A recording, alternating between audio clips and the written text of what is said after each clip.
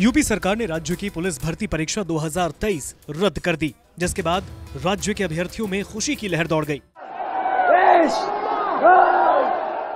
परीक्षा रद्द करने के साथ ही योगी सरकार ने 6 महीने के भीतर फिर से परीक्षा आयोजित करने का आदेश दिया है।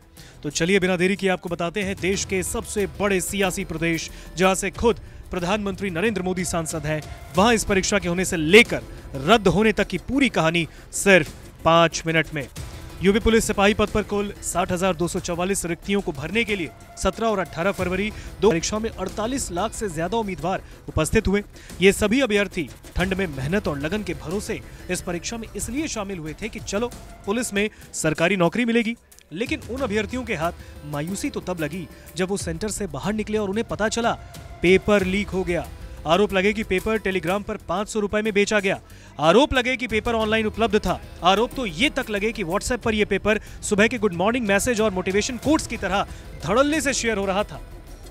अभ्यर्थियों का कहना है कि 2 दिन की 4 पाली में हुई इस भर्ती परीक्षा में 17 और 18 फरवरी की दूसरी शिफ्ट का पेपर लीक हुआ है, जिसके बाद देखते देखते प्रदेश भर में छात्रों ने प्रदर्शन करने शुरू कर दिए और सरकार से पूछा इस लीक का जिम्मेदार कौन।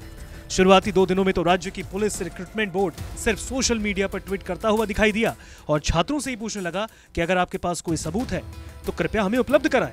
लेकिन जैसे ही मामले ने तूल पकड़ा और एक एक करके इस परीक्षा की तैयारी कराने वाले ऑनलाइन और कोचिंग सेंटर्स के टीचरों ने पूरे मामले की क्रोनोलॉजी समझाई, तब जाकर बोर्ड को ये बात समझ में आई और आज राज्य सरकार ने इस पेपर को रद्द कर दिया, जिसके बाद से छात्रों में खुशी का माहौल है।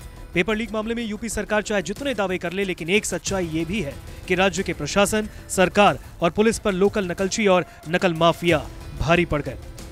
साल 2017 की दरोगा भर्ती परीक्षा, 2018 यूपीपीसीएल, 2018 नलकूप चालक परीक्षा, यूपी एसएसएससी पेट, 2021 यूपीटीईटी, ये सिर्फ कुछ नाम है जो दर्शाते हैं कि राज्य में सरकार भले ही योगी आदित्यनाथ की हो, लेकिन सरकार राज तो माफिया ही है जो प्रशासन की नाक के नीचे से पेपर उड़ा देते हैं।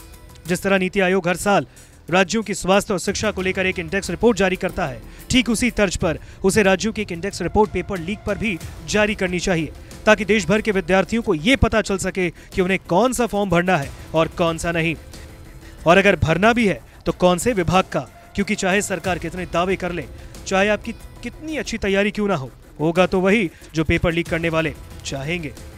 योगी आदित्यनाथ के पुराने रिकॉर्ड को देखते हुए ये माना जा रहा है कि जल्द ही नकल माफिया पकड़े जाएंगे।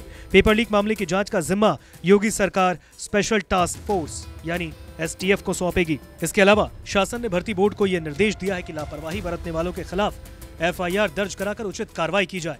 लेकिन जो सवाल इस पूरे मामले में सबसे महत्वपूर्ण है वो ये कि आखिर कब तक पेपर लीक की घटनाएं होती रहेंगी? आखिर कब तक छात्रों के भविष्य के साथ कुछ माफिया खिलवाड़ करते रहेंगे? आखिर कब तक पेपर लीक माफिया सरकार और प्रशासन को टोपी पहनाते रहेंगे? और आखिर कब तक सरकार पेपरों को आगे बढ़ाती रहेगी? और देश का युवा ऐसे ही ट्रेन में धक्के खाते हुए पेपर देने तो आएगा, लेकिन उसे नौकरी तब तक नहीं मिलेगी जब तक उसका पेपर लीक होता रहेगा। नमस्कार, मैं हूं मानक गुप्ता। अगर आपको हमारा ये वीडियो पसंद आया हो तो इसे लाइक और शेयर जरूर करें, और हां, हमें सब्सक्राइब और फॉलो करना ना भूलें ताकि आप देश और दुनिया की कोई खबर मिस ना करें। तो जुड़े रहिए हमारे साथ और देखते रहिए न्यूज़ 24।